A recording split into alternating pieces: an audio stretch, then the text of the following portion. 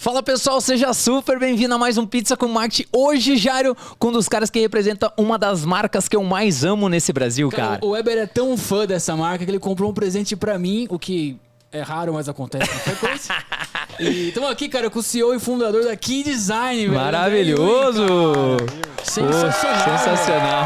Velho. O cara que tem um sorriso que você só consegue fazer esse dente na Itália, velho. No Brasil não tem dentista pra fazer um dente desse. O cara é diferenciado. É sorriso primo, né? É sorriso primo. O sorriso do cara é primo. É primo em todas as partes. André, muito obrigado, cara. É um prazer velho. estar aqui. Vamos lá. De verdade. O André trouxe a serenidade hoje. Não, é cara. a calma, né? A calma, a paz. Tudo vai dar certo. Lógico, Tudo vai dar certo. O bom gosto. Maravilhoso. Entendeu?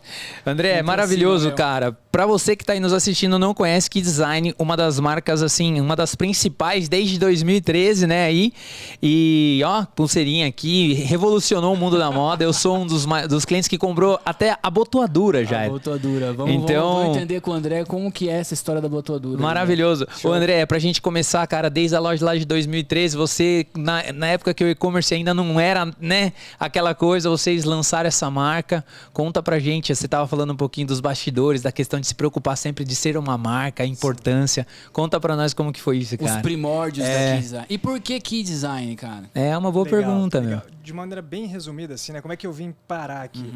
Porque, assim, antes de Key Design, eu tive uma experiência com duas operações diferentes de varejo, de moda. Né? Minha família tem varejo de moda hoje há mais de 30 anos. Que legal, então, meu. uma loja multimarcas. E a gente já teve também uma franquia, né, de marca de vestuário num dos principais shoppings, né, da nossa cidade, em Londrina. Que legal. Então, antes de Key Design, eu tive uma experiência por um lado da família, atuando muito mais na parte de gestão, planejamento, estratégia da loja multimarcas e da franquia, mas por outro lado, curtia e trabalhava no mercado financeiro. E aí eu, estava trabalhando no mercado financeiro, minha família comprou essa franquia, se enrolaram ali na gestão e tudo mais, falaram, você vai ter que sair dessa operação aqui, vai ter que dar suporte para a gente no desenvolvimento dos dois negócios. E aí eu voltei e meu primeiro papel, meu primeiro desafio ainda na graduação foi tentar olhar para o modelo de negócios da loja multimarcas e da franquia e ficou muito evidente para mim ali que a gente tinha uma situação muito complicada na franquia, baixas perspectivas de buscar uma boa rentabilidade, com custo de ocupação super elevado no shopping e tudo mais. E aí minha sugestão na época foi, gente, quanto antes, vamos vender essa operação de franquia e vamos expandir a loja multimarcas. Então, eu tive um desafio super legal ali ainda nessa época, em uma loja que foi durante 20 anos só calçados e acessórios femininos, também voltado para público A, B. Aí eu conduzi um projeto de expansão que a gente dobrou de espaço e passou a comercializar também vestuário masculino e feminino. Que legal. Mas minha praia nunca foi moda, muito mais finanças, gestão, então eu apoiei nessa perspectiva ali o plano. Pô, você era novo pra caramba essa época. Novo, eu nem sei como é que a família confiou, deixou eu fazer esse negócio todo. Mas é por causa da sua calma, né? É por causa da voz clara aqui, ó. Mas foi uma experiência assim super legal. Então, até meu combinado era o seguinte, ó, vamos terminar a venda dessa operação, vou expandir a outra e vou trabalhar no outro negócio, né? Eu tô fora da loja. E foi nesse final que eu conheci o Bruno, meu sócio, que aqui na verdade é o idealizador ali da marca, do projeto. Ah, que legal. O Bruno foi me visitar no escritório quando eu tinha acabado o lançamento dessa nova loja para vender plano de telefonia para mim. E começou ali na sala de espera falar sobre a vontade, o sonho dele de colocar de pé uma marca de acessórios, de joias masculinas. Até para mim, tinha acabado de conduzir uma pesquisa das principais marcas de vestuário masculino no Brasil, feito o sourcing para definir o mix de marcas que participariam da loja. Falei, mas caramba, né? Será que tem espaço para isso aqui? A gente ficou trocando ideia e eu dando dica por onde que ele segue, por onde que ele começa. Eu tinha acabado de viver uma experiência relacionada a isso. E passou um mês, ele voltou e falou, cara, vou seguir em frente. Eu realmente tenho convicção de que não tem nada no Brasil, mas é uma realidade nos Estados Unidos e Europa, e a gente tem a oportunidade de ser pioneiro por aqui. Que legal. Só que ele falou, na nossa conversa o negócio ficou claro para mim também. Minha praia é criação e desenvolvimento de produto, não entendo nada de negócios, de finanças, de gestão. Quer ser meu sócio? Então, foi um negócio assim, super inusitado. Então, ele que é um cara que sempre fez os próprios acessórios, acompanhava esse mercado. Então, ele é o cara da criação do produto e que acabou me convidando aí no início dessa jornada. Pô, sensacional, meu. E cara, muito legal você falar um pouquinho da questão da experiência, né? A gente vê muitas pessoas jovens aí que muitas vezes têm um medo de se arriscar, às vezes por uma insegurança. O que você falaria para um jovem hoje aí que está nos assistindo em termos de experiência? Tipo, aproveitar todas as experiências que vem, se jogar mesmo. O que você dá de dica, cara? Eu acho que assim, A experiência e o conhecimento é fundamental. Eu acho que sem que a gente tivesse experiência no começo e continuasse aprendendo o tempo todo, certamente a gente não tinha chego aqui. Mas eu acho que tem uma boa dose também de riscos que você só toma porque você não tem conhecimento da complexidade do que você vai enfrentar. Né? Se soubesse muito bem onde é que você estava mexendo, talvez você não teria dado esse passo. Né? E lá atrás, eu acho que assim, falando de e-commerce... Muito bom isso, cara. Juro, é muito bom essa frase. Acho que, e falando de e-commerce, acho que lá atrás não foi nenhuma escolha, acho que foi uma imposição. Porque a gente começou a fazer um estudo na época e foi interessante. Pô, falar isso é óbvio de Instagram, o Instagram 2013. Exato. Isso, né? Então a gente, na época, criou um perfil no Instagram, já chamava KeyDesign, depois eu falo da marca, já chamava KeyDesign e a gente começou a publicar, repostar fotos das nossas referências em Estados Unidos e Europa e fazer o que também era óbvio depois, que era seguir os seguidores das marcas de moda masculina para ver de que maneira que eles iam receber esse conteúdo. Sensacional. Fazendo isso, durante 6, 7 meses de plano de negócio, a gente lançou em 2013 um Instagram marca com 10 mil seguidores. O que ficou claro durante esse processo? A gente tem uma marca aqui, né, uma categoria que tem demanda, porém essa demanda está espalhada por todo o Brasil e certamente a gente não vai se conectar com eles abrindo uma loja física em Londrina. Maravilhoso. Então não foi nem, vamos abrir um e-commerce. O e-commerce é a única maneira da gente alcançar essas pessoas no mercado ainda em desenvolvimento. Então, vocês já nascem digital. Então. Calma aí, Andrezão. Sensacional isso aí. Vamos repetir a estratégia para a galera pegar, porque eu gostei muito disso. Então vocês repostavam imagens de marcas do exterior, da gringa, e foram alimentando uma conta no Instagram com isso. Exato. Acho que foi uma época em que até durante esses 7 meses foi interessante que no começo ele tinha um perfil com uma característica mais inspiracional. Vamos ver de que maneira quem acompanha a moda no Brasil vai receber um conteúdo de acessórios e joias de marcas lá de fora. Será que vai despertar interesse? E foi legal que ao longo desses 7 meses a gente pôde ir moldando o projeto e a estratégia baseada nessa repercussão. E interessante ver que, hoje é difícil de conseguir isso numa categoria, mas ao longo desse período o pessoal, e aí, quando é que lança a marca? Quando é que sai? Quando é que não sai? Que legal. E para alguém ficar perguntando disso é porque realmente a gente era carente de oferta por aqui. Então falou, legal. Só que o e-commerce era a maneira da gente alcançar essas pessoas. Então foi construída essa audiência inicial ali ao longo de uns 7 meses. A gente lançou o e-commerce em dezembro de 2013. E, cara, a gente teve uma baita... Imagina, primeiro mês lá atrás, vendemos, sei lá, 35 mil reais, mas imagina lá atrás. Tem várias lojas que não fazem isso no mês hoje. Super, meu. Né? E, no primeiro mês, no segundo já foi uma merda. Aí foi quando também pela primeira vez a gente se ligou do seguinte, toda essa audiência, né, que tinha uma demanda latente ali, que estavam mais predispostos a converteram no primeiro mês, e logo no segundo acho que a gente já se deparou com a dificuldade.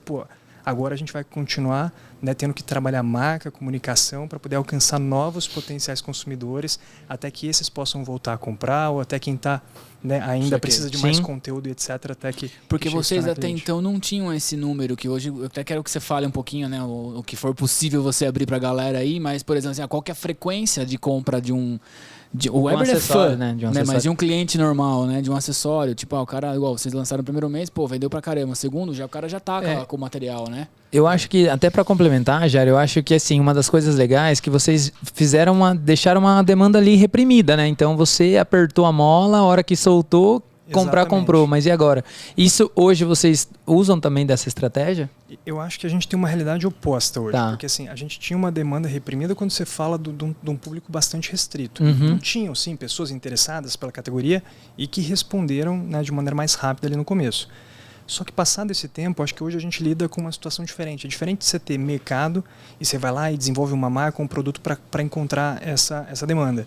Eu acho que hoje o grande desafio que a gente tem em KeyDesign não é proporcionar o encontro entre o público que quer joias e uma marca de joias masculinas, mas é a gente desenvolver o público e convertê-lo em cliente da categoria. Entendi. Então o nosso maior desafio hoje nem é tanto brigar com a concorrência por quem vai receber a compra de uma joia masculina, mas é tentar levar essa categoria para o homem, apresentando o que ela pode proporcionar e fazer com que mais homens aqui no Brasil se tornem usuários desse perfil de produto. Animal, cara. Então, assim, o desafio, acho que é criar demanda. Né? À medida que a gente, à medida que vai crescendo, né, vai encontrando alguma alimentação muito mais nesse aspecto, né, do que na briga com a concorrência. Cara, sei que você já respondeu essa pergunta milhares de vezes na sua vida, dentro desses mais de 10 anos aí, mas KeyDesign, qual que é a conexão? Porque quando o Weber me comentou, realmente, eu falei várias vezes aqui, o cara é super fã do trabalho de vocês, eu imaginei que você fosse um designer, assim, sabe? E você é formado em administração, enfim, né? Falei, pô, que design? Qual que é o game?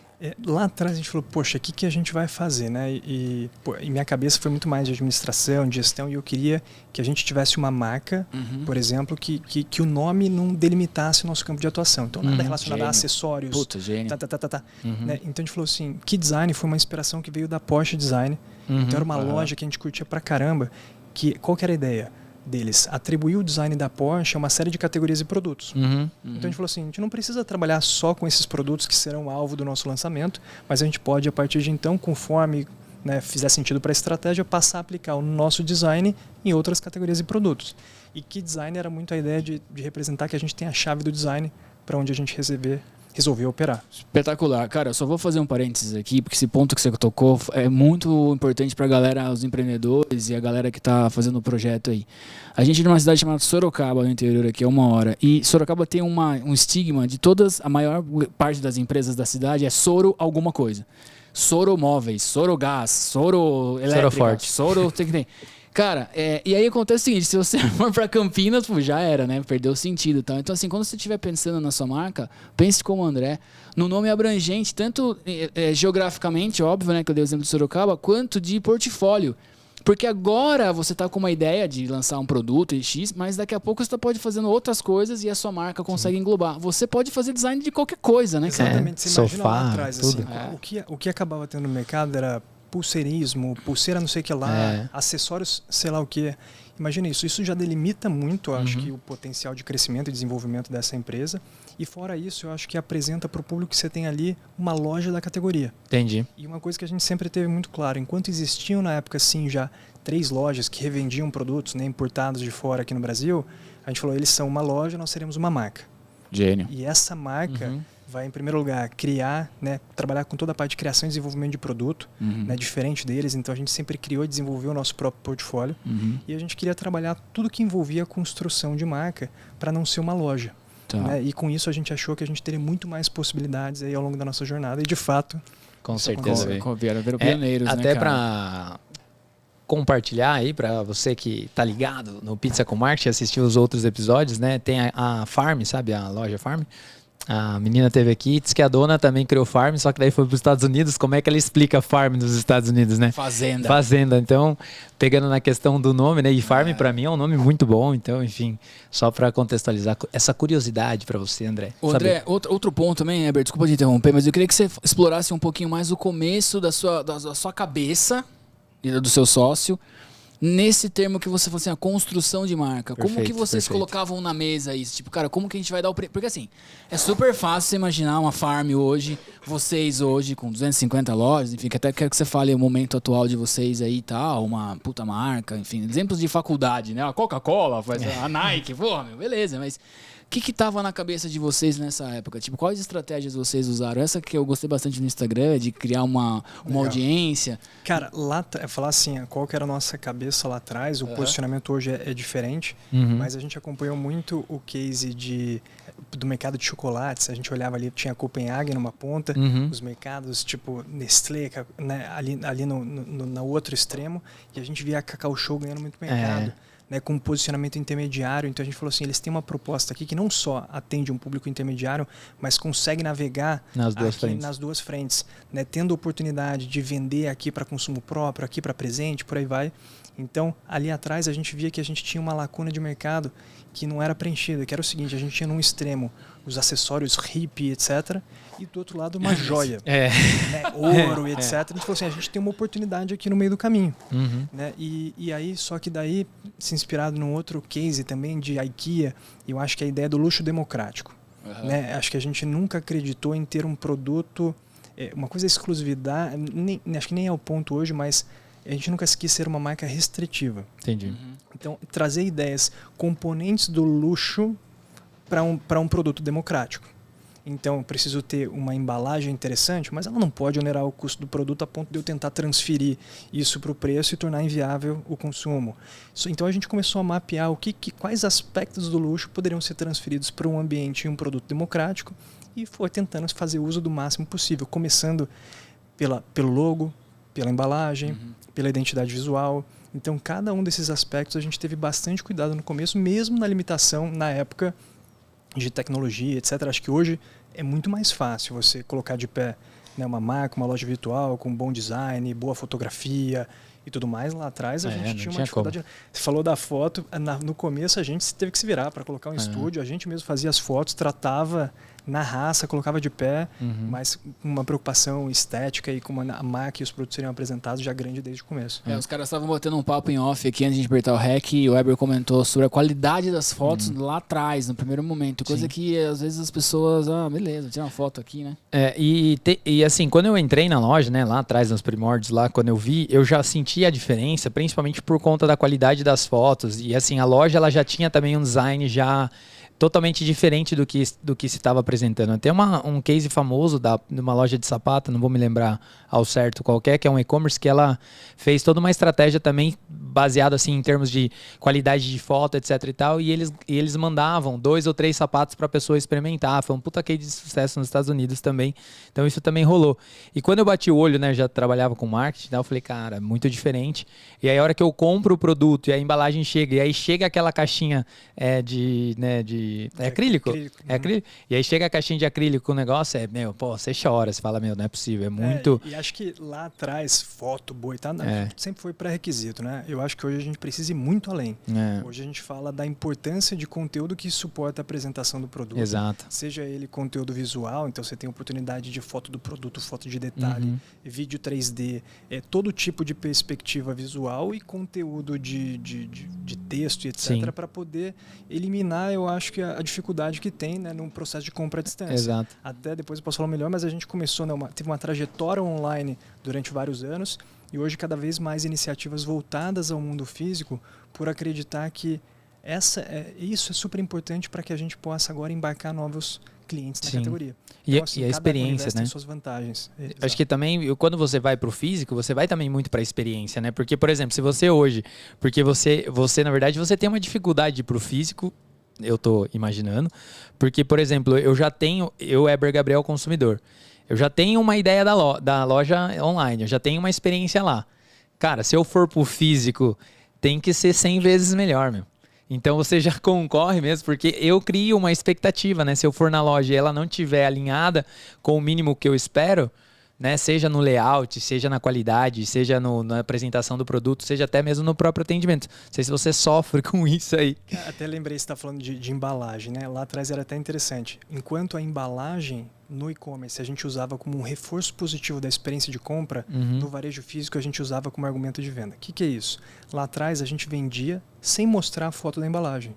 Por quê? Tudo bem, eu tenho menos um atributo para poder convencer o cliente a comprar, mas a hora que ele comprar, ele vai ficar encantado com aquela experiência, porque é uma surpresa. Então, legal. Lá era para surpreender na compra. Agora, já no varejo físico, você está tentando oferecer oportunidade de presente. Como é que vai ser a embalagem? Aí você já usa aquilo a favor para tentar converter numa proporção maior. Então, assim, tem muita coisa que a gente trabalha, né, em torno de produto, né, que quando a gente fala de marca, tem muita coisa que vai sobrepor ali. Então a gente hoje não fica pensando que somos uma marca ou uma loja dessa categoria. Realmente alguém que pode ir muito além nesse trabalho. Espetacular, meu. Tá sendo muito legal aí. Eu tô tendo vários insights, a gente tá notando várias coisas legais aqui. André, eu queria que você falasse a respeito, cara, o Weber, ele deu uma permeada nisso de você sair do online, onde você tem um controle ali um pouco maior das variáveis que implicam o negócio, né? Tá tudo sendo metrificado. Você está com 250 lojas, é isso? Não, a gente tem. Agora a gente começou a dar o passo no físico. A gente tem hoje o seguinte: a loja online que ainda é responsável por grande parte da nossa receita. E hoje a gente já tem mais de 200 e 250 revendedores. Né? Lojas multimarcas, barbearias, óticas que trabalham representando a marca. Legal. Né? Que estão dando capilaridade para a gente no físico. Legal. E a gente deu o primeiro passo aqui com a abertura de 3 pontos de físicos de venda na cidade de São Paulo no final do ano passado. Sensacional, espetacular. Cara, a pergunta está super alinhada com o que você comentou agora. Como que você...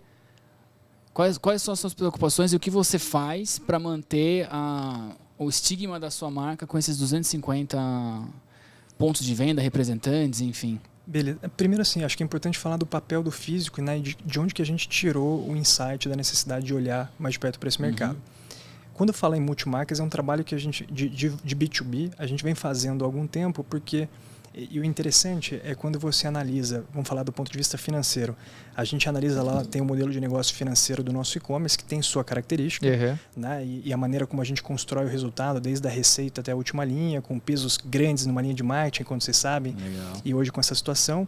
Já no B2B a gente tem uma situação de um modelo de negócios diferentes, né? Menor margem em produto, etc. Como é que a gente gera negócios no B2B hoje? É o nosso marketing B2C, que eventualmente encontra um proprietário de um estabelecimento que nos procura espontaneamente. Então a nossa linha de marketing... Os caras puxam isso. Então hoje, né, tamanha é a inflação do CAC, a dificuldade que a gente tem de escalar com a mesma rentabilidade, o B2B tem um papel de ajudar a gente a proporcionar melhor rentabilidade para a companhia quando analisados os canais consolidados. Entendi. Então, agrupando o modelo de negócio financeiro de e-commerce mais B2B, a gente consegue ter uma linha de marketing que acaba gerando negócios numa outra frente, né, num outro canal, e colaborando para a rentabilidade em última linha. Então, assim, ele tem um propósito estratégico do ponto de vista financeiro, receita, rentabilidade, mas tem um ponto interessante que é o seguinte, a gente sempre acompanhou os relatórios de Euromonitor para ver mercado e tudo mais, e até 2019, ali pré-pandemia, o mercado de joias no Brasil, enquanto o e-commerce já tinha ali 5% de penetração no varejo físico, o mercado de joias 0,8%. Estados Unidos na época, 5%. Depois, 2021, né, subiu a penetração aqui, claro, acelerado por pandemia, para 9% no Brasil, enquanto o mercado de joias e semijoias nos Estados Unidos já tem 30% de penetração. Qual que é a nossa visão sobre isso? Por um lado, legal, somos referência e talvez a maior ali marca de joias masculinas dentro do e-commerce. Então a gente tem como oportunidade, à medida que a penetração caminhar de 10 para 30, tentar capturar o máximo possível dessa penetração no e-commerce. Mas por outro lado, a gente está de fora de 90% do jogo. Então, claro, a ideia de Profísico é para tentar capturar uma receita que hoje a gente não consegue capturar, né, e oportunidades dentro do digital, mas por outro lado a gente também acha que é no físico que a gente pode começar o relacionamento com clientes que futuramente vão interagir com a marca numa dinâmica omnichannel, comprando seja do e-commerce, seja numa loja que ele frequenta e por aí vai. Então a nossa ideia é realmente trabalhar, né, os canais de uma maneira integradas, né, e vendo... e tem, eu acho que mais um ponto interessante, acho que a marca hoje ela tem cada vez mais um apelo forte para presente. Sim. E o ano passado a gente teve próximo de 30% das compras feitas por mulheres. Que legal. Que legal. De uma marca masculina, sendo que a gente tem picos em namorados e Natal que isso ultrapassa 50%. Então, quando a gente leva também que design para o varejo físico, a gente não leva só uma marca de joias masculinas para se conectar com o homem, mas a gente leva uma alternativa de presente para as mulheres. Animal, então, cara. A nossa estratégia de varejo físico está um pouco amparada na característica do mercado, de que maneira que o consumidor se comporta no físico e no online, e também de que maneira que a gente imagina a jornada de relacionamento do cliente com a categoria, sendo que o primeiro passo muitas vezes é mais fácil de ser dado no físico pelo apoio do vendedor durante esse processo de compra. Show. Alô, mulherada, vocês que falam que é difícil dar presente pra homem, nossa, pra mim é muito difícil, mulher é muito mais fácil, cara. Acessórios masculinos é um puta de um presente, ainda mais aqui design, aí fazendo um merchan pros caras, mas é verdade, cara. Porra, o cara vai ficar muito feliz sempre. Não tem erro, né? E pra você que tá assistindo, vai ter cupom de desconto, moleque. Vai ter cupom. Aqui, ó, o André vai liberar lá. O André, uma das coisas que eu acho bacana, falando um pouquinho do design, falando um pouquinho da marca, é que vocês levam muito a chavinha como fator principal, né? Pelo menos é o meu entendimento ali. Porque ou na pulseira vocês colocam uma chavinha, na coisa é um negócio, o buraquinho é uma chavinha. Tipo, é bem milimetricamente pensado, assim, no meu ponto de vista, olhando como um profissional. Falei, cara, os caras pensaram aqui mesmo. Eles sempre dão um jeito de, tipo, ter um lance da, né? Tô até aqui agora, ele tem aqui a chavinha e tal. Então, isso aí pra vocês foi um negócio bem espontâneo desde o início. Talvez eu acho que vai lá pelo seu sócio, talvez é uma pergunta que ele saberia responder melhor, mas ou foi uma coisa que, por exemplo, tá muito ligada a essa questão da marca que você tá pensando, né? Tipo, a gente precisa vender marca, né? E marca não é acessório, é outra coisa. Perfeito. A gente precisou sempre, acho que, se preocupar em criar esse reconhecimento de marca. A chave sempre teve, de fato, presente desde o começo. Inclusive, ela era uma chave e outro dia ela é outra. A gente pode falar sobre isso. A gente fez um trabalho de rebranding super legal ali em 2019, porque foi o seguinte... Quando a gente começou, a gente tinha um posicionamento de um produto muito mais simples, com menos valor agregado e que talvez fosse mais consistente na época com a demanda que a gente tinha, né? O homem investindo menos, começando a conhecer um pouco mais sobre essa categoria. Só que a chave sempre presente, e aí, à medida que a gente foi se desenvolvendo, a gente foi caminhando cada vez mais para um posicionamento mais premium. E por que isso aconteceu? Em parte porque a gente começou a entender melhor em que nível de produto a gente realmente pode gerar o máximo valor para o cliente, e também por conta da barreira de entrada. Para você fazer um produto simples, a barreira de entrada é muito mais baixa. Então hoje o nosso posicionamento visa, né, de uma maneira, evitar, criar de fato um posicionamento exclusivo e evitar essa concorrência por preço. Então é algo que de fato a gente foge. E aí no ano de 2019, final de 2019 ali, a gente começou um trabalho de reposicionamento de marca e tentamos trabalhar mais uma vez isso 360 em todos os aspectos para que tivéssemos consistência. Então a gente fez redesign de marca, a gente deixou a chave mais geométrica, mais simples. Essa simplificação de chave até visava simplificar o processo de aplicação da marca nos produtos. Uma chave muito rebuscada, imagina como é que você trabalha a nitidez num pequeno metal, por exemplo. E aí foi quando a gente também migrou a identidade de marca do branco para o preto. Então a gente foi tentando sempre trabalhar aspectos que nos tornassem diferentes dentro do mercado e principalmente dentro do segmento.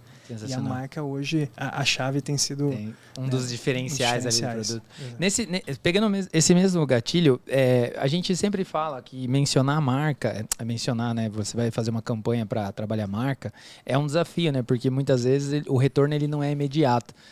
Você, dentro desse reposicionamento, você consegue falar para o pessoal, por exemplo, a gente reposicionou, a gente fez uma festa de lançamento, a gente investiu no Facebook, Instagram, Google, alguma coisa de parte de estratégia, mas tem não precisa falar em números, mas mais os caminhos, assim, para de repente passar um ensinamento para o pessoal aí. Olha, a gente realmente acho que eu penso assim, a gente separa muitas vezes campanhas com um perfil muito mais ligados à conversão, vendas, e campanhas de branding, apesar de que eu acho que é difícil de você fazer uma segmentação tão objetiva como essa, mas a gente tem quanto mais forte a marca, menor acho que é o investimento que você tem para poder forçar uma venda em torno de um produto que a pessoa não percebe esse tipo de valor. Perfeito. Então, quanto maior a força da marca, talvez seja menor o CAC, independente do canal. Então, a gente tem realmente muita iniciativa para construir marca. Como é que a gente faz isso? Muitas vezes, hoje, buscando ter iniciativas cada vez mais distantes do que é o convencional. Então, por exemplo, dentro de Facebook Ads, por exemplo, e tudo mais, claro que a gente tem muita iniciativa, muita publicidade por lá, mas a gente busca muito mais fazer coisas onde a gente possa se diferenciar e contar nossa história. Dando um exemplo, por exemplo, de marca. Hoje, você não vai encontrar aqui design em marketplaces. A gente tem feito uma retirada forte desse tipo de canal, a não ser marketplaces que nos permitam contar a nossa história. Por quê? Se você cai dentro de um canal como esse, se você descaracteriza a marca, você tira toda a atmosfera de marca, de branding, de identidade, de conteúdo, tudo isso que a gente se esforça tanto para poder produzir e resume, né, a experiência do cliente a produto e preço. Então, dentro de canal próprio é que a gente tem a liberdade de contar essa história.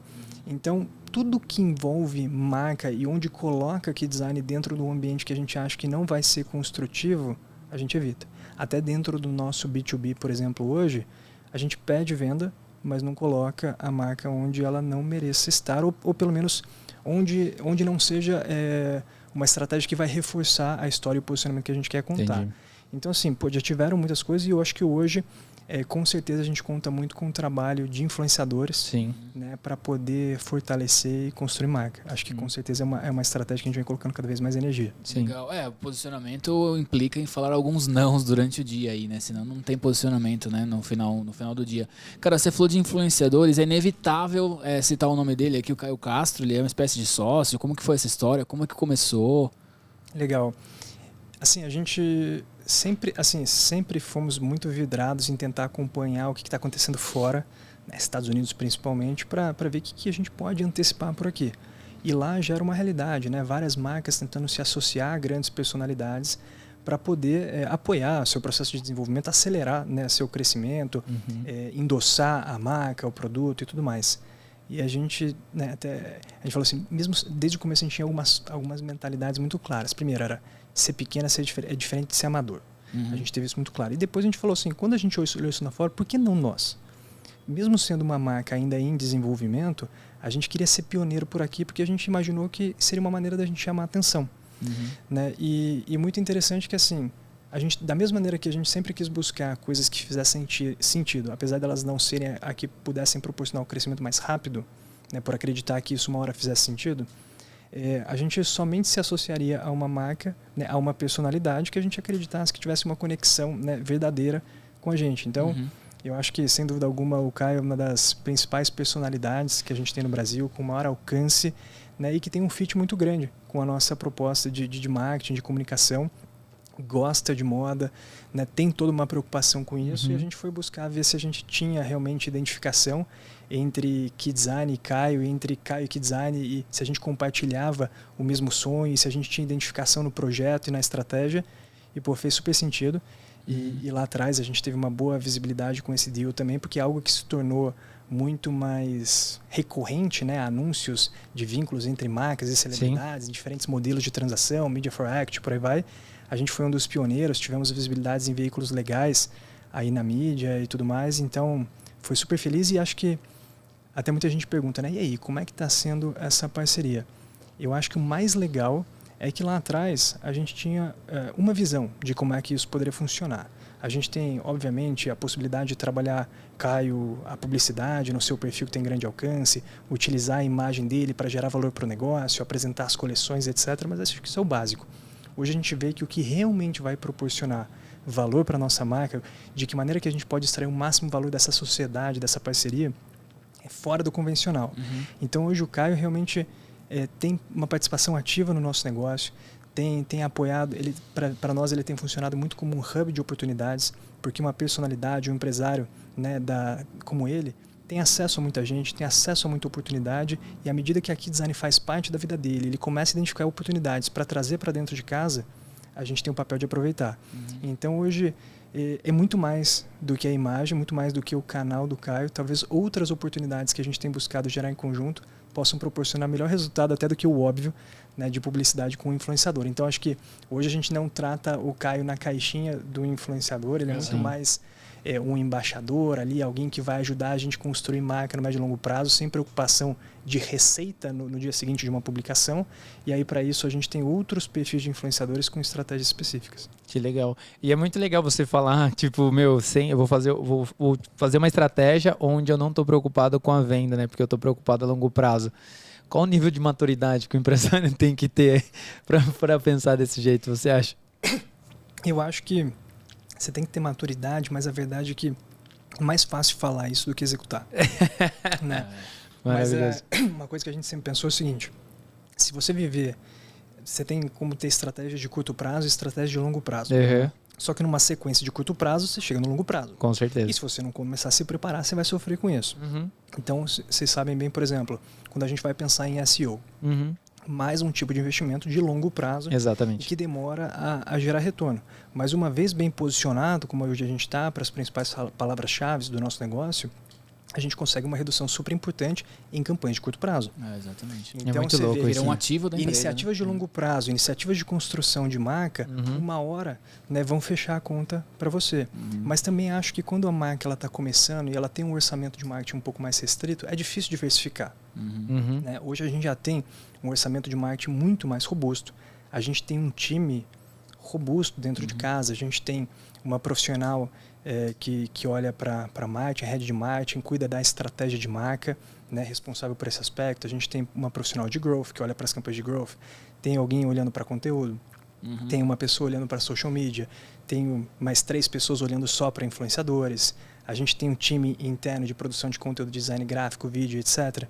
Então imagina, você precisa, para conseguir chegar no ponto de ter um time in-house dando suporte a toda a estratégia, para você poder olhar para diversas mídias e diversos canais de atuação, poder diversificar, colocar um pouco de orçamento em iniciativas de longo prazo, iniciativas de branding, mas cuidar, porque sem vender esse mês a gente não paga a conta e de repente você nem vai ver o longo prazo. Exato. Então também vejo como um desafio grande conciliar isso, principalmente em início de negócio, mas depois, sem dúvida, à medida que a empresa se desenvolve, tem muito mais oportunidade. Tem que olhar para isso, né? Cara, quais são os números hoje, assim, daqui? Tipo, que você possa falar, os big numbers, assim, às vezes acesso, enfim. Hoje a gente tem um time que ao todo tem um pouco mais de 70 pessoas. Legal, tá? cara. A gente tem uma operação bastante verticalizada, então, como a gente terceiriza muito pouco, né, seja na parte de criação e desenvolvimento de produto dentro de casa, produção, faz fotografia, design gráfico, marketing digital, programação, atendimento ao cliente. Então acaba com que você tem, né, realmente uma estrutura de maior peso em pessoal e menor peso em terceirização. Sim. Então a gente tem um time já legal de 70 pessoas e a gente vem conquistando um crescimento importante, né? Os últimos 2 anos, principalmente aí, 20, 21, foram anos que a gente dobrou. Então, tem uma dificuldade muito grande da gente ir rapidamente se adaptando a atuar num negócio que muda, né, de característica de maneira radical, né, a cada ano que passa. Então, hoje a gente tem um crescimento expressivo nos últimos 2 anos, tem esse volume de colaboradores, tem essas 250 revendedores, né, que atuam em parceria com a gente, os primeiros 3 pontos de venda, os primeiros 3 de muitos, com certeza. Sensacional, meu. E um volume de tráfego já, né, considerado que permite com que a gente, ao colocar, né, alguma peça, algum novo produto, alguma iniciativa no ar ali, a gente possa gerar bastante velocidade, uma mídia, né, como o Instagram ali, caminhando para próximo também de 300 mil seguidores. Então, a gente já tem canais aí que permitem que a gente alcance bastante gente. Eu queria colocar um ponto importante aqui. Vocês não estão vendo, mas aqui está a assessoria de imprensa dele e o cara está extremamente bem treinado para responder as perguntas de uma forma maravilhosamente bem, né? Então, assim, cara, sensacional. Eu tenho uma dúvida, Andrezão, o seguinte, cara, que eu encho o saco do Weber o dia inteiro por causa disso. A gente tem várias ideias, negócio, vamos fazer isso, vamos fazer aquilo e tal. A gente tem uma agência de marketing, né? E uma empresa de software onde o perfil de negócio é um contrato, então tem uma recorrência disso, né, das 2 empresas. E uma dificuldade que eu enxergo, de alguma empresa de produto, vão abrir um restaurante, vão abrir não sei o que lá, tarará, parará, de ideias que a gente gosta e aprecia, que a gente gosta de entrar nos lugares e ver como que é o atendimento, porra, dá pra melhorar ali, é nossa pira fazer isso. Como que você fideliza, cara, além da força da marca, da qualidade do produto, quais ações você faz para que haja uma recorrência maior dentro da jornada do seu cliente ali? Perfeito, assim, eu acho que assim, a gente vem falando muito sobre isso porque eu acho que no e-commerce não vai ter sucesso e muito menos um modelo de negócios escalável e sustentável sem recorrência. Então acho que a gente passa a ter cada vez mais uma preocupação maior ali com retenção do que com aquisição. Então a gente tenta analisar esse funil e ver todos os perfis de interação que a marca pode ter com o seu cliente para influenciar, né, a sua recorrência e fazer com que ele volte a comprar. Então assim, a gente, claro, tudo começa, né, numa comunicação, e depois a gente pode falar sobre isso, mas a gente trabalha muito forte na estratégia de marca. A gente, como redesenhou muito o posicionamento ao longo do tempo, a gente estruturou no começo desse ano um comitê multidisciplinar ali, né, formado obviamente por parte importante do time de marketing, mas por pessoas de diferentes setores da empresa, para a gente discutir a nossa estratégia de marca. E a gente tem um manual muito claro que permite com que dentro de casa todo mundo possa comunicar e contar a mesma história. Porque dois termos que a gente leva e tem levado cada vez mais ao pé da letra, que é clareza e consistência. Não confunda o consumidor, é clareza e consistência na mensagem que a gente quer passar. Mas enfim, falando sobre recorrência, eu acho que assim, primeiro que uma marca forte, ela tende a fazer com que a pessoa melhore. Até o negócio da embalagem é um negócio interessante. Quando a gente preparou essa embalagem, o totem, a gente falou assim, quando eu vender para ele, eu vou ocupar um espaço na casa dele. Exato. Então você vai tentando, né, ganhar espaço por ali para você ser lembrado. Mas assim, dentro da jornada do cliente, eu acho que uma coisa que a gente tem cuidado cada vez mais, alinhamento de expectativa pré-compra. A pessoa precisa saber o que ela vai lembrar. Quanto mais alinhadas estiverem as expectativas do estímulo que a gente dá dentro do digital e dentro da loja virtual, com o que ele vai receber dentro de casa, a gente tem menos ruptura ali entre expectativa e entrega. Depois, claro que tudo começa em ter uma boa experiência de compra, né, e uma boa experiência ali na recepção do produto. Mas sabe um negócio interessante que a gente teve numa época? A gente sempre teve muito boas avaliações de experiência de compra. NPS bom, avaliação bom de experiência de compra, mas lá atrás a gente não tinha o nível de recorrência que a gente gostaria de ter. E a gente começou hoje a gente tem um conflito aqui. Não necessariamente uma boa avaliação, uma boa experiência de compra vai levar ele a voltar a comprar. O que será que acontece nesse meio do caminho? E a gente começou a trabalhar um ponto importante que é ele usar. Então, para mim, o que faz com que ele volte a comprar é ele usar. Então, se você for perguntar onde é que vocês têm colocado energia hoje, a gente já oferece uma boa experiência de compra, entrega, o cliente fica satisfeito. Mas a gente vem buscando se relacionar com ele, entregar conteúdo e apoiá-lo no uso do produto no teu dia a dia. Saber quando usar, como usar, em que situação, como combinar. Porque você não compra um negócio que você nunca usou e você vai lá e compra de novo. Exato. Então, eu acho que hoje o nosso segredo é apoiar cada vez mais o cliente no uso do produto, fazer o produto fazer parte do teu dia a dia e a gente naturalmente vai vê-lo voltar a comprar. Espetacular. Maravilhoso, meu. Maravilhoso. Muito bom. Ô, André, antes da gente ir aqui pros negócios, queria te perguntar um negócio. O que você poderia falar, cara, a respeito do e-commerce, dos desafios? Que aula que você poderia dar num intervalo de tempo curto para que você pudesse dar uma dica que esse vídeo aqui vai ajudar muita gente? Porque quando se trata de e-commerce, o pessoal acha que ele vai pôr uma loja lá e vai vender. Existe muito esse mito, assim. O que você acha, ou de repente algumas dicas, ó, se preocupar não só de repente na plataforma, nos custos que você vai ter com a plataforma, nos custos que você vai ter com o cartão, nos custos que você vai ter com a entrega. O que você poderia, se você puder aí, acrescentar pra gente? Eu acho que, em primeiro lugar, ali entender que um e-commerce é um negócio. Boa. Por mais básico que isso seja, acho que a gente vê muita pessoa falando, eu vou abrir um e-commerce, etc. Cara, você não fez um plano de negócio, você não conhece a margem do teu produto, você não conhece o segmento que você vai atuar, você não conhece os custos envolvidos nessa operação. Então, acho que começa por você ter um plano de negócios para uma operação de e-commerce, assim como você deveria ter para qualquer outro. Então, acho que é começar de uma maneira profissional, fazer conta e, pelo menos, buscar o máximo de informação que possa antecipar a tua chance de ter sucesso. Então, acho que vários dos empreendedores que a gente tem contato, a gente recebe muita gente assim para tentar apoiar durante essa jornada, né, de gestão de e-commerce e tal, e a gente vê muita falha nesse processo, nessa etapa de setup do negócio. Depois eu vejo essa diferença, né? Eu acho que quando a gente compara o varejo físico com uma loja virtual. E eu gosto até de comparar, por exemplo, dentro do nosso modelo de negócio, para mim, dentro do e-commerce, o marketing é para mim o custo de ocupação da nossa loja no shopping. Sim, exato. Porque o aluguel do shopping é que é responsável por gerar fluxo para nós. Você paga caro não pelo espaço, paga caro pelas pessoas que frequentam aquele espaço. Exato. Já no digital a gente tem que pagar, né, e paga caro para poder atrair pessoas para visitar a nossa loja.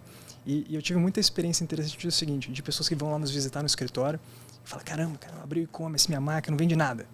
Aí o cara fala assim, pô, abre o site aí, põe na TV aí. Eu falei, mas fecha isso aí, abre o Google Analytics e vamos ver. Fala, como é que você pode pensar se a sua loja está ruim se ninguém entrou nela? Exato. Então, né, você não tem uma loja física lá, o dia inteiro não entrou ninguém. Exato. Aí você olha no final, cara, será que eu preciso mudar a arquitetura? Mas ninguém viu. Né? Então, acho que o primeiro, acho que todo mundo subestima a dificuldade de gerar tráfego e de atrair atenção para aquele conteúdo que você tem interesse em exibir. Acho que o mesmo hoje no conteúdo digital. Perfeito. A gente fala muito sobre produzir conteúdo. Eu acho que hoje é muito mais fácil produzir conteúdo do que entregar. Você tem uma audiência legal dentro do Instagram. Qual que é o teu alcance orgânico? Quantos dos seus seguidores você de fato consegue entregar aquele conteúdo? Qual que é a tua taxa de abertura de e-mail marketing? Então, acho que assim, é um universo muito mais complexo do que as pessoas acreditam que seja. Eu diria que é muito mais complexo e difícil do que você ter uma operação de varejo físico, onde você pode comprar, né, o fluxo de maneira mais óbvia. Então, acho que é isso. Acho que é buscar muita informação. Primeiro, fazer um bom plano, buscar muita informação, não subestimar a complexidade nem a necessidade de capital para você se desenvolver e correr atrás. Acho que, felizmente, hoje tem muito mais gente para trocar ideia e experiência, muito mais evento, muito mais conteúdo, e sem continuar aprendendo o tempo todo, em algum momento vai se enroscar. Maravilhoso. Porque quando você começou em 2013 ali, era um mato, né, cara? Então, cara, desbravou muita coisa aí, mudou, né? Muito. Ô, André, a gente tem alguns sonhos, como a gente falou, além de abrir vários negócios, é fazer do podcast um show. Então a gente quer colocar plateia, pompom, caem uns negócios, aquela coisa. E um dos quadros é o Divide a Pizza, uma coisa, uma espécie de Raul Gil aí do podcast contemporâneo. Do podcast brasileiro. Exatamente. Então assim, a gente vai falar alguns nomes e aí você vai falar se você divide a pizza, se você não divide e o porquê dessa situação toda, beleza? Beleza. Show? Vamos pra cima ou não? Vamos pra cima. Chegou a grande hora, meu Brasil. Divide a pizza sim ou não com o Andrezinho. Pra gente começar, divide a pizza sim, não e porquê com Léo Picon. Divido. Cara, eu acho que influenciadores digitais, eu acho que pessoas que conseguem viver isso, a gente procura estar o tempo todo muito próximo. Né? Principalmente quando a gente fala de conteúdo. Para nós, a base de qualquer iniciativa com influenciadores é a cocriação. Sim. É entender sobre a sua dificuldade, sobre a tua audiência, e não é sobre gostar ou não do conteúdo que alguém produz, mas sobre de que maneira que ele analisa essa audiência, de que maneira que ele estrutura suas iniciativas. Então, pô, tem um grande alcance aí, enfim, com certeza. Mas eu acho que ele tem um lance também, ele tem um outfit muito próximo da marca, né? Sim, tem uma marca, tem experiência, né? Ele tem uma marca dele, a gente acompanha, Enfim, maravilhoso. Show. Maravilha, e tem a Jade também, né? Vamos lá. Andrezito, Felipe Tito, cara, o Shark Tanker agora aí, um empreendedor em série, um cara super legal. Como é que fica essa história aí? Dividiria. Acho que é difícil escolher não dividir a pizza com alguém. Acho que o mais difícil é ver de que maneira que a gente aloca o nosso tempo. Né? E hoje eu acho que eu tenho muito mais oportunidade de boas conversas do que a gente de fato consegue separar tempo para ter. Agora com empreendedores, empresários, com quem de fato se propõe a colocar de pé uma nova empresa, eu teria o maior prazer em dividir sempre. Sensacional. O Andrezinho é um gentleman. Ele é maravilhoso. Respostas certas. Viu, você é alguma pessoa que você gostaria de dividir uma pizza, então, que você pudesse escolher? Qualquer uma. Quem que você... Puta, essa pessoa seria bom aqui, vou pagar até a conta. Cara, com o Andy Dunn, que é o fundador da Bonobos, que é uma startup lá dos Estados Unidos, que começou com calças. E o termo DNVB, né, hoje tão em alta, ele que cunhou esse termo, né, ele que estruturou talvez uma primeira empresa nativa digital com operação verticalizada para o consumidor. Acho que encontrou durante sua trajetória dificuldades de escalar dependendo somente desse canal. Enfim, eu acompanho um pouco do conteúdo dele, acho que ele tem uma trajetória que permitiu com que ele vivesse diferentes experiências. É um cara que eu tenho curiosidade, já escutei o podcast e tudo mais, teria curiosidade e um prazer em conversar. Maravilhoso, cara. bicho. Tem alguma pessoa que você não dividiria fora a política? Ou uma situação? Cara, não. Talvez eu teria uma experiência única, uma única pizza, mas eu acho que tem, assim, não teria alguém que de cara falaria isso. Eu acho que hoje, com certeza, eu tentaria priorizar meu tempo para conversar com quem eu acho que realmente vai poder agregar valor, enfim, nessa troca. Maravilhoso, bicho. Muito bom, meu. Esse é o Divide a Pizza, meu. Sensacional, Só faltou cara. A pizza aqui, Gera. Precisamos melhorar aqui. Vamos Andrezinho, dentro de tudo isso, a gente tem mais um quadro chamado Troca de Papéis. Pergunte aos convidados, cara. Aos convidados não, aos hosts. Aos hosts. Os convidados é você. É que eu já tô entendeu? Já estou trocando. O que você perguntaria pra gente? Esse podcast agora é seu. Tem alguma pergunta que você gostaria de fazer? Sim, vocês têm agência, né? Acho que uma curiosidade que eu tenho em saber é como é que todo mundo, acho que está ficando cada vez mais claro para todo mundo, acho que a dificuldade que a gente tem em escalar as operações com os meios tradicionais, com as principais mídias, Google e Facebook. Que iniciativas vocês vêm observando no mercado aí dos clientes e que vêm apresentando sucesso para encontrar novos canais de aquisição, novos caminhos para desenvolvimento do negócio e construção das marcas? Quer falar o que eu falei? Manda bala, depois eu respondo. Eu acho que assim, cara, a gente gosta muito de trabalhar o objetivo. Eu acho que o objetivo, o que eu percebo muito que acontece é a ansiedade e a necessidade de querer fazer tudo, mas sem um objetivo claro. Porque eu acho que a partir do momento que você pega um bolo, né? Então, por exemplo, esse aqui é o meu objetivo, onde eu quero chegar. E você divide ele em fatias. E aí você vai conquistando que nem um war mesmo. Então, por exemplo, primeira coisa, onde que eu vou? Então eu vou conquistar isso aqui, eu vou conquistar aquilo ali, eu vou conquistar... Para que você também trabalhe de acordo com a sua verba. Então, quando você me coloca uma pergunta dessa, para mim o que mais vem é trabalhar mais a ansiedade de quem está na outra ponta do que muitas vezes o meio. Porque o canal, às vezes, a questão ali, você, cara, com dinheiro, você consegue. Agora, como que você faz isso sem dinheiro? Essa que é a matemática. E aí você tem que usar de forma estratégica para que você consiga trabalhar nesse meio, que nem você colocou muitas vezes, eu vou trabalhar isso aqui a longo prazo, isso aqui eu tenho que ter a curto prazo, eu vou conseguindo trabalhar dentro de vários caminhos para que daqui a pouco eu comece a diminuir o meu CAC, eu comece a diminuir o meu LTV, eu comece a aumentar. Então tem uma série de fatores ali que eu vou ter que trabalhar.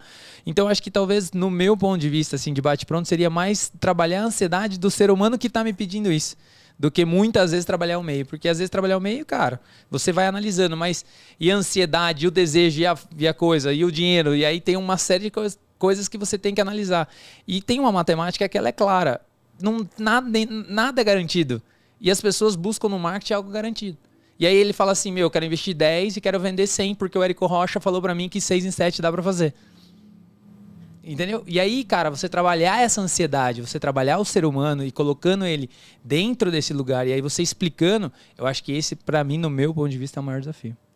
Legal, cara, eu assino embaixo aí e tal, mas eu penso, concordo, né, não colocando objeção assim, um outro ponto de vista só para agregar, eu vejo que, igual você falou, né, cara, uma marca premium, a gente é premium em todos os pontos e tal. E por mais óbvio que seja, a entrega de valor é muito fácil. Assim, vamos entregar valor. Mas, puta, será que o seu negócio realmente está entregando valor no final do dia? em todas as pontas, em todas as frentes, no posicionamento de marca, no atendimento, no produto, na qualidade do serviço e tal. E se você colocar uma lupa, muitas vezes isso não, o empresário não enxerga isso, sabe? E aí ele deposita, ele terceiriza esse sucesso, esse trabalho para uma agência, para um terceiro. Eu acho que tem muita oportunidade da gente aprender e ter insights com os nossos próprios dados, e muitas vezes a gente vai buscar fora essa resposta. Toda vez que a gente teve a oportunidade de se aprofundar, a gente descobriu muita coisa, né, através dos nossos próprios clientes e das estatísticas que a gente gera. Exatamente. A gente não se orgulha muito de falar isso, mas só para finalizar, que você é a estrela da mesa, mas a gente recusa muitos projetos e muitos clientes por causa da maturidade do cara que está sentado do outro lado, no sentido assim, cara, o seu problema não é uma agência de marketing. Entendeu? E a gente vai até nada um pouco contra o mercado. Não, pega aqui, vamos enfiar produto e tal. E, cara, e a curva vai ser assim, né? Pum, porque... Entendo perfeitamente. Eu já escutei muito pessoas comentarem de agências ou prestadores de serviço onde era evidente que o problema era do contratante. Exato. Cara, então é muito difícil, porque a gente é parceiro, né? Exato. Ninguém vai carregar ninguém sozinho. Exato, cara. Eu acho que qualquer parceria com uma agência ou qualquer prestador de serviço exige com que ambos os lados se engajem e façam o teu papel. Exato. Relacionamento, relacionamento. Né? A gente tem uma das nossas frases lá que a gente trabalha muito, principalmente com o pessoal de atendimento, que está muito mais à frente, que é o ombro a ombro, né, cara? Eu não entendo mais o seu negócio do que você, eu entendo como divulgar ele mais do que você. É diferente. Então, quando o atendimento e o cliente entende e as duas partes se entendem, é uma construção em conjunto, né? Então, tá tudo interligado, cara. Não dá para separar. Antigamente, as pessoas tinham mania de separar. Hoje, eu acho que tá tudo ligado. É que nem você falar, cara, fazer on e off. Tipo, tem mais. Marketing é marketing, cara. De tudo que você faz. Não dá para ficar separando. Então, acho que é mais ou menos nessa vertente. Muito bom. Cravamos 1 hora de bate-papo com o André, cara. Pô, passou cara, muito rápido. Vamos ter que fazer cara, o segundo round. Extremamente inteligente, exatamente. Antes de a gente ir para os nossos blocos finais, André, que a gente tem aí o Pizza com Marketing Show, vamos virar o nome da parada daqui a pouco. O que você consome de informação, cara? Tipo, você fez um curso em Nova York, né, uma especialização lá, mas assim, no dia a dia, podcast, quais são os autores? Você citou um no Divide a Pizza aí e tal, mas quais são os autores que estão na sua cabeça aí, na sua cabeceira hoje em dia? Eu assim, primeiro falando em temas, coisas que eu gosto muito e que eu vejo uma associação muito importante eles é entre dados e psicologia. Eu acho que principalmente no segmento que a gente atua, a gente precisa saber muito bem, atuar muito bem dentro do ambiente de dados, mas ao mesmo tempo entender de psicologia, entender de comportamento do consumidor para poder transformar esses dados em iniciativas que possam nos levar aos nossos, né, a alcançar os objetivos. Então, assim, eu sou muito fã de estudar tudo que envolve psicologia e comportamento. Legal. Tanto é que esse curso que você comentou foi quando eu juntei 2 temas que não tem nada a ver com o outro. Fui fazer uma especialização em finanças e aproveitei para fazer um curso de Psychology-Based Marketing. Então, para a gente tentar entender de que maneira que a gente consegue construir, né, uma narrativa de marca para poder levar a nossa mensagem ao consumidor. Então, eu gosto muito de marketing, gosto muito de psicologia e tudo que tem voltado a isso eu acompanho. Leio bastante livro, né, relacionado a esse tema. Hoje, recentemente, a gente está dentro desse projeto de estratégia de construção de marca. Então, por exemplo, a gente tem montado grupos, né, de leitura e apoiado muito todo o time que participa dessas discussões a se qualificarem para elas. Então, acho que um ponto super importante, não só que eu busco me qualificar para que eu possa participar de maneira efetiva de qualquer discussão ou tema relevante, mas eu vou indo muito por ênfase, né, dentro dos desafios que a gente enfrenta no negócio. Hoje, a gente está muito em torno disso, de psicologia, de comportamento do consumidor e tudo que envolve as estratégias de branding. Legal, meu. Maravilhoso, cara. Sensacional, meu. Não tem como fazer marketing se você não entender do ser humaninho, Jairo. A matemática é essa, meu amigo. Meu. Show, vamos lá, Jairão? Vamos pra cima, cara. Ô, André, a gente escreveu o seu livro hoje aqui, cara. Enquanto você falava insights inteligentíssimos, a gente foi anotando tudo e vamos lançar o e-book do convidado, do André, nesse momento. Enquanto eu e o Weber a gente fala seus melhores pensamentos, você toma sua água, se deleita com sua própria inteligência e vamos deixar isso registrado para daqui 50 mil anos as pessoas resgatarem. Como que eu posso construir uma marca? Vamos procurar lá e vamos achar o André. É isso aí, meu. Chegou a grande hora do e-book do convidado com o André aqui da KidZine. Jairão, vou começar com a minha já de bate-pronto, que é o seguinte, ele chegou com tudo para você que tá iniciando um projeto, meu amigo. Cuidado na hora de escolher um nome, porque esse nome ele pode limitar o seu alcance, cara, a sua marca e as suas possibilidades. Muito legal, cara. O André falou uma estratégia extremamente simples e muito forte de você construir uma audiência para o seu negócio, né? Dá uma olhada no começo do episódio, ele fez uma dinâmica no Instagram, mas, cara, construa uma audiência, independente do seu mercado, é muito importante. E aí depois você oferece alguma coisa para sua audiência comprar. Maravilhoso, Gerão. Dando sequência aqui, cara, ele usou a seguinte frase: eles serão loja, nós uma marca. Então, esse já começa a ver o diferencial. Então, de repente, aquilo que você vai abrir, você pode escolher. Ou você vai ser uma coisa, ou você vai ser outra. Então, invista em marca, invista em posicionamento. Muito bom. Se você quiser uma bola de cristal para saber o que vai acontecer no Brasil nos próximos 2 anos, olha o que está acontecendo nos Estados Unidos e na Europa agora. O André comentou sobre isso, aplicou no negócio dele em alguns momentos. Então você pode fazer isso, é de graça e você pode prever algumas tendências aí. Maravilhoso, Gerão. Dando sequência aqui, cara, essa frase eu amei, fiquei apaixonado. Vou escrever nos quadros, que é o seguinte: ser pequeno é diferente de ser amador, meu amigo. Existe uma bela de uma diferença. Então, cara, não é porque você é pequeno que você tem que ser amador. Se capacite, faça diferenciais, cara, invista, escute esse podcast de novo, volte, escute, para que você possa ter alguns insights que possam te ajudar aí. O André falou vários insights legais, 1 hora de bate-papo extremamente inteligente, como a gente falou. Eu vou fechar aqui, cara, com uma coisa que me chamou a atenção. Ele buscou referências com outros mercados. No mercado de chocolate, por exemplo, um business diferente dele. Então, assim, olhe outros mercados também, porque podem vir insights e ideias que você pode aplicar no seu e ser extremamente bem-sucedido e fazer uma coisa que os concorrentes não estão fazendo, velho. Maravilhoso, Gerão. Vou fechar a minha aqui, que é o seguinte, meu amigo: entender de marketing é entender do ser humaninho. Então, meu amigo, se você tá aí, se você é um profissional, por favor, dá aquela escorregada, tira aquele julgamento do autoajuda, cara. Vai lá, meu, vai. Se dedica que com certeza você vai ser um profissional muito melhor. Esse foi o book do convidado de André KidZine, meu. Sensacional, velho. Sucesso. Ele ficou até feliz agora. O cara ficou feliz. Agora ele ficou Pô, feliz. eu sou inteligente pra caramba, né, meu? Os caras foram anotando tudo ao mesmo tempo aí na conversa. Você viu? Curtiu o e-book do convidado, André? Gostou? Bom, vou aprender para anotar nas conversas. Na reunião, vou aprender a anotar rápido, assim. Legal, André, cara, mais uma vez queria agradecer você. Se gostou, a gente fala que quem gosta tem que indicar algumas pessoas. Você que é um cara antenado, quem que você acha que seria legal aqui, que você gostaria de estar lá na sua casa? Falei, vou escutar um podcast, vou ligar no Pizza com Marketing. Quem que você acha que seria legal a gente bater um papo aqui? Cara, quem relacionado a marketing, assim, quem tem o prazer assim, de conviver, Felipe Atab. Ele foi diretor de marketing da Ambev, um diretor de cerveja premium por lá. Legal. Atuou depois como CMO na Stone e hoje está com um projeto super legal. Até acho que faz sentido ele vir aqui contar. Pô, sucesso, que legal. Então ele está empreendendo por aí. Eu estava numa reunião com ele hoje cedo, trocando umas experiências. É um cara que vale a pena conversar. É da Adventures ou não? O Atab não. Não. O maravilhoso. Atab, não. Ele outros caras que eu recomendaria também, que eu tenho o prazer em estar próximo aí, o Ricardinho Dias, que é da Adventures. Legal. Ele era... Que também era da Ambev, né? Também, ele teve uma trajetória super legal aí fora do país, trabalhou bastante tempo na China, nos Estados Unidos, legal. Chegou como CMO da Ambev há um tempo e agora está empreendendo. E eu acho que é super legal ver a diferença, a mudança de perspectiva em atuar como executivo de uma companhia como essa, com orçamentos...